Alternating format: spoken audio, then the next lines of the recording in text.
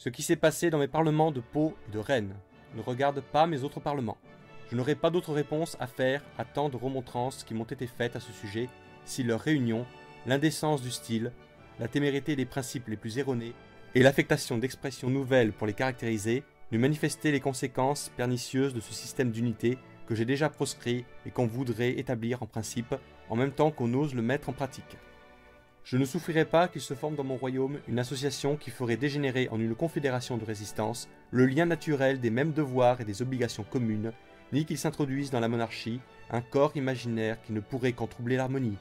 La magistrature ne forme point un corps, ni un ordre séparé des trois ordres. Les magistrats sont mes officiers chargés de m'acquitter du devoir vraiment royal de rendre la justice à mes sujets, fonction qui les attache à ma personne et qui les rendra toujours recommandables à mes yeux.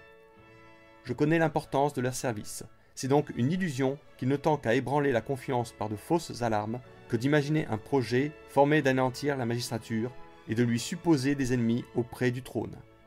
Ces vrais ennemis sont ceux qui, en son propre sein, lui font tenir un langage opposé à ses principes, qui lui font dire que tous les parlements ne font qu'un seul et même corps, distribué en plusieurs classes. Entreprendre d'ériger en principe des nouveautés si pernicieuses, c'est faire injure à la magistrature, démentir son institution, trahir ses intérêts et méconnaître les véritables lois fondamentales de l'État. Comme s'il était permis d'oublier que c'est en ma personne seule que réside la puissance souveraine, dont le caractère propre est l'esprit de conseil, de justice et de raison, que c'est de moi seul que mes cours tiennent leur existence et leur autorité, que la plénitude de cette autorité, qu'elle n'exerce qu'en mon nom, demeure toujours en moi, et que l'usage n'en peut jamais être tourné contre moi, que c'est à moi seul qu'appartient le pouvoir législatif, sans dépendance et sans partage, que c'est par ma seule autorité que les officiers de mes cours procèdent non à la formation, mais à l'enregistrement, à la publication, à l'exécution de la loi, et qu'il aurait permis de me remontrer ce qui est du devoir de bon et utile conseiller, que l'ordre public tout entier émane de moi, et que les droits et les intérêts de la nation, dont on ose faire un corps séparé du monarque, sont nécessairement unis avec les miens et ne reposent qu'en mes mains. Je suis persuadé que les officiers de mes cours ne perdront jamais de vue ces maximes sacrées et immuables, qui sont gravées dans le cœur de tous les sujets fidèles.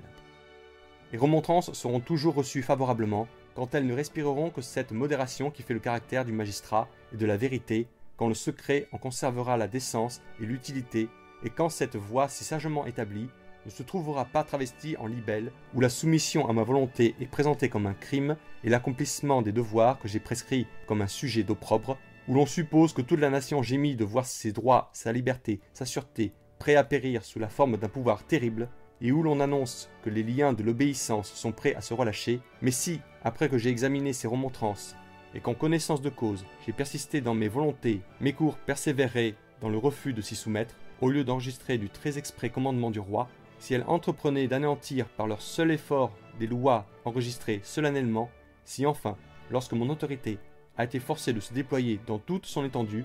elle osait encore lutter en quelque sorte contre elle par des arrêts de défense, par des oppositions suspensives ou par des voies irrégulières de cessation de service ou de démission, la confusion et l'anarchie prendraient la place de l'ordre légitime et le spectacle scandaleux d'une contradiction rivale de ma puissance souveraine me réduirait à la triste nécessité d'employer tout le pouvoir que j'ai reçu de Dieu pour préserver mes peuples de suites funestes de ces entreprises. Que les officiers de mes cours pèsent donc avec attention ce que ma bonté veut bien encore leur rappeler. Je ne permettrai pas qu'il soit donné la moindre atteinte aux principes consignés dans cette réponse.